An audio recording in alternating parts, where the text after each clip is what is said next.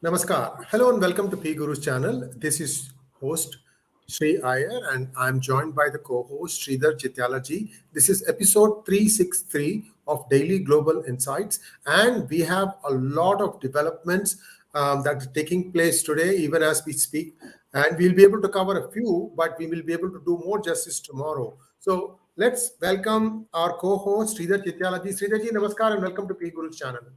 Namaskar, good morning, and welcome to all, and namaskar, and very happy to be here. Sridharji, let's start with G7. The G7 is going all in with Ukraine to counter Russia. And in the meantime, now Russia is saying that they can open Nord Stream 2 to allow gas and crude. So, what is going on, sir? This is a complicated piece of game of chess going on. Very complicated piece of chess game that is going on. First, G7. I think if people get an opportunity, you must try and read the press release and the joint statement issued by the 7 most powerful nations called as G7. Effectively, they have condemned Russia, offered all support to Ukraine, to provide support militarily, security-wise, financially, legally, and other methods. I've never seen even a UN resolution as powerful as the G7's joint statement, obviously led by United States. I would be very surprised if a couple of other nations would have, but then they went ahead with the G7 with the total resolution. This only means that they have no intent to negotiate, and somehow they believe they can bring Vladimir Putin to the heels, and I don't believe that's going to happen. You know, Sridharji, I couldn't agree with you more. And if you look back at history, the first 2 world wars were fought for energy. And guess where we are headed? One more energy crisis. However, some help may be coming along the way. And I'm going to show you a graphic, and Sridharji will explain all about it. Sridharji, take it away, sir. Great. One of the areas which has been under dispute, where work has been going on, is as you would guess, is around the Israel, Lebanon in the Mediterranean. So you have this area which is disputed between Lebanon and Israel, and there is a fine line demarcation. And I think we have tried to encapsulate that in the graph that you see here. And what you are witnessing here is, this is in the maritime. I'm not talking about the land. I'm talking about the sea. You can see the border according to Israel, and the border according to Lebanon is the gray area, is the brown gray area. Right around there are very renowned, or they found 3 specific gas fields: Tamar, Dalit, and Leviathan.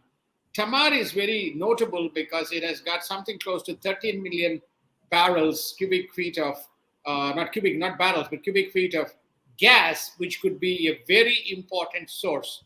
So this has been mediated by United States, and what Israel has secured by virtue of this deal is a security guarantee plus the protection of the border by virtue of the deal signed with Lebanon. We will have more details in terms of what the revenue sharing and some of the things are. So it looks like Lebanon and Israel have come together to sign this deal. Now, more details to follow as to why this sudden development, but it's a positive development. And their goal is to supply natural gas, obviously exported to Europe as the first port of destination.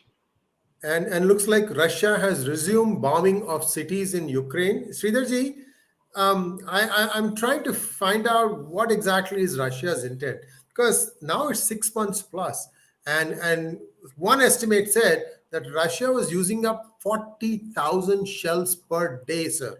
40,000 shells per day.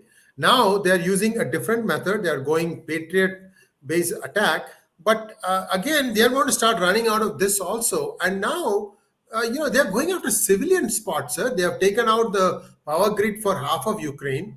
I'm trying to find out what is the end game Putin has in mind. Putin is very clear. He is not prepared to negotiate. He believes Ukraine is an integral part of Russia. And one other thing that has happened is he has allowed Ukrainians to come get residency permits and work in Russia. So he's very clear. He doesn't believe Ukraine should have ever existed as a separate country. So he therefore is not prepared to negotiate. Second, this second day of airstrikes or the missile strikes that occurred is close on the heels of the G7 statement. So G7 has issued a statement, which we talked about earlier.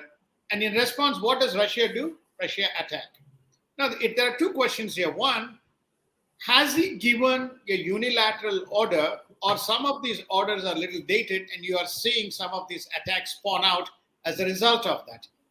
While this goes on, Mr. Lavrov, Sergei Lavrov, the Russian foreign minister, has announced or has made a statement in the Russian television saying that if West is prepared to sit down and discuss, he is prepared to come to the table and discuss, which Biden has dismissed outright, calling it as rhetorical or red herring. Now, Australia has weighed in saying that there is no way China can become part of the CPTCP or something like that. CPTPP, I'm sorry, Trans-Pacific. Third one, I don't know what the other P is. So this CPTPP, Australia says there is no way China can become a member of that. Sir, how can China be a member of TPP? The TPP's whole plan was to exclude China, isn't it? Well, as you can, you remember, we covered this in the earlier Global Insights, probably a few months ago. China has some supporters. They have supporters from Cambodia. They have support from Myanmar. They have support from some of the ASEAN nations, including Indonesia.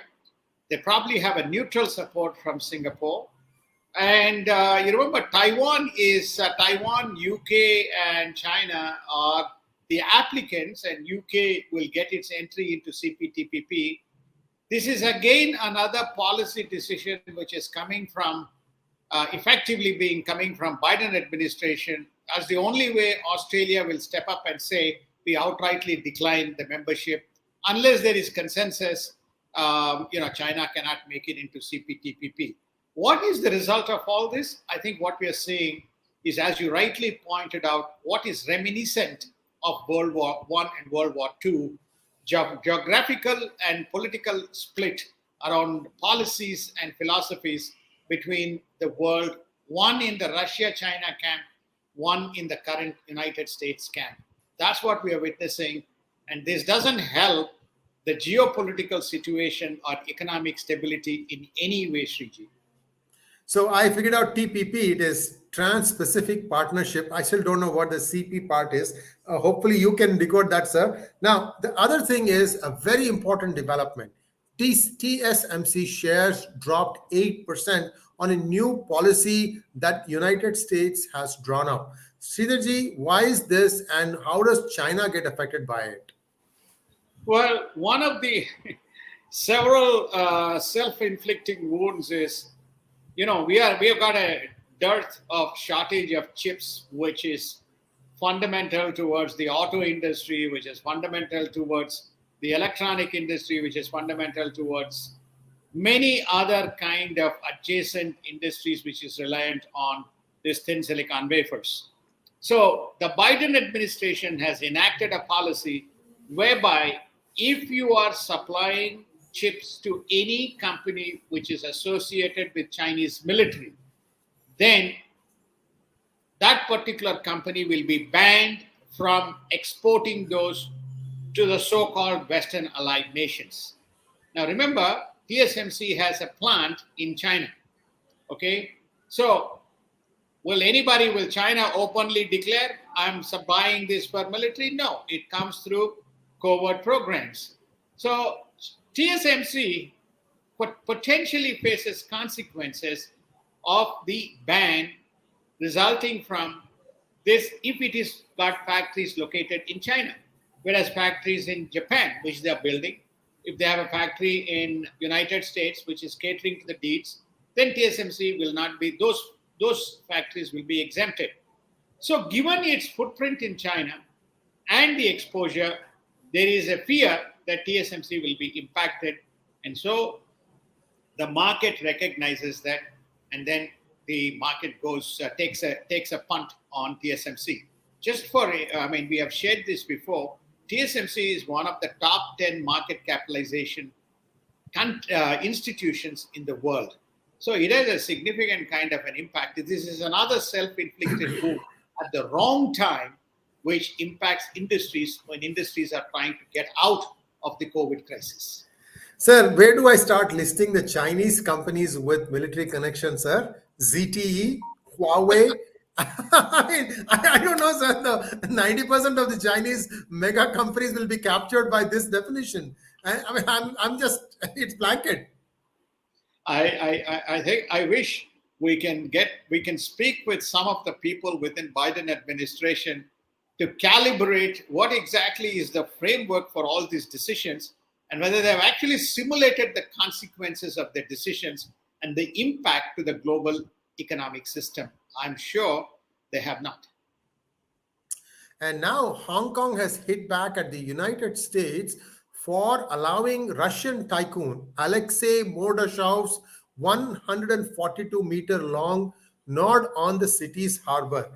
So this is now, all these little games that, people start playing. I'm going to try and see how far I can stretch this thing. US could have just kept quiet and quietly done something to that ship. Oops, did we hit you? Now I don't know. Well, as I say to you, where do we stop in terms of the self-inflicted wounds? Now, Hong Kong is a very important financial hub. It's a very important trading hub. Vast amount of goods flow through and flow out of Hong Kong. Okay, as an intermittent point, very similar to Singapore. Biden administration has threatened that it will lose the preferred status that it enjoys today. Another financial consequence to this silly decision, which is you're supporting Russia, therefore we're going to get you to lose status. And Russia says, thank you so much. And China says, thank you so much. This is exactly what we wanted. Now, no more will support anything because you inflicted this wound on us. So I just don't know whether you want to pick every fight everywhere in the world and go on making such decisions is prepondering to assume that who is sitting and making these, I would call quite silly and irrelevant decisions, within the Biden administration. Wait, we will announce one more tomorrow, which is to come, which is much more significant relative to what we have been discussing thus far. Now, Israel says that it has got written permission, written guarantee from the United States as far as the security of Israel is concerned with reference to this gas pipeline that we talked about. So that means Israel has kind of made sure that the big boy is on board. Now, you have to see this latest set of development that have been happening on India because of one thing that India did, refused to toe the line of the West with Russia. I commend Prime Minister Modi for that because he would have foreseen all that is happening now. You saw Germany start passing some remarks about Kashmir, and now you had the ambassador of United States go visit Pak-occupied Kashmir. Sridharji, there is one other subtext line going on. I'll let you finish the main story, sir, and then I'll ask you the subtext. The two important data points. United States still doesn't have an ambassador or high commissioner ambassador for India in India. It doesn't. Right. I think India has been pushing back on all the candidates. Yeah, so it doesn't. So now you have the ambassador to Pakistan. You should put your hat, sir. I refuse to comment on that. But anyway, so to go back to Pakistan. So you have the Pakistan ambassador. U.S. ambassador to Pakistan visiting the POK area, calling it as POK or whatever, Azad Kashmir, he said. Azad Kashmir. And he says his visit has to do with promoting, fostering, cultural and other types of ties between a normalized relationship with Pakistan. This is close on the heels of the visit of Ilhan Omar. She had visited recently when Imran Khan was still the prime minister. So this is again a very interesting development. While Biden administration is egging on India, the last thing that you want to do is do this.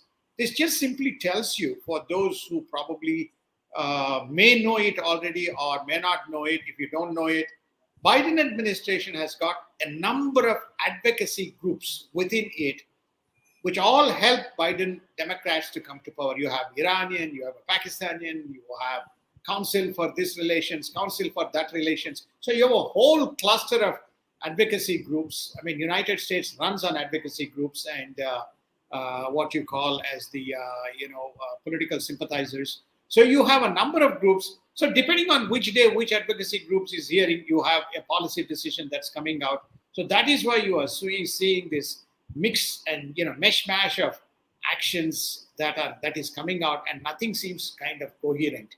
One day you are with Quad, one day you are with Indo-Pacific Economic Framework. Next day you are critiquing India on this Kashmir issue and bringing it to the surface. Whether it's a media play or whether it's a policy play, we don't know. But it certainly is not putting Biden administration in good light. Now, U.S. Treasury Secretary tells United States is doing well amid a global economic uncertainty. This is still Janet Yellen, right, Sridharji? It is. She is. By the way, welcome to Janet Yellen, the Treasury Secretary. She is surfaced back to support, which is to say, I know. When did we hear last, Sri, from our Treasury Secretary? We don't know. Yes. So she says, well, economy is okay, is resilient. But we have inflation. Our focus is on inflation. We haven't, but the inflation numbers today, the wholesale price index has gone up in September relative to what they predicted. We'll cover that more tomorrow in the interest of time. Yes. And the IMF forecasts a global growth to not exceed 2.3% for the entire year of 2023. That was our last item. Please do like, share, and subscribe to our channel. And don't forget to click on the bell button for notifications. If you liked our research, consider donating to us using the super thanks button. Sridharji, thank you so much, sir. And we'll be back again tomorrow, hopefully at 5:30 p.m. Today we had a bit of a technical difficulty, my fault. And we'll be back tomorrow at 5:30 p.m. Namaskar. Namaskar. It's not just Sri Iyer's fault, it is joint fault. We are co-hosts, so therefore we share the blame equally and proportionately, not disproportionately. Thank you, Sriji, and have a wonderful evening or have a wonderful day. Thank you. Bye.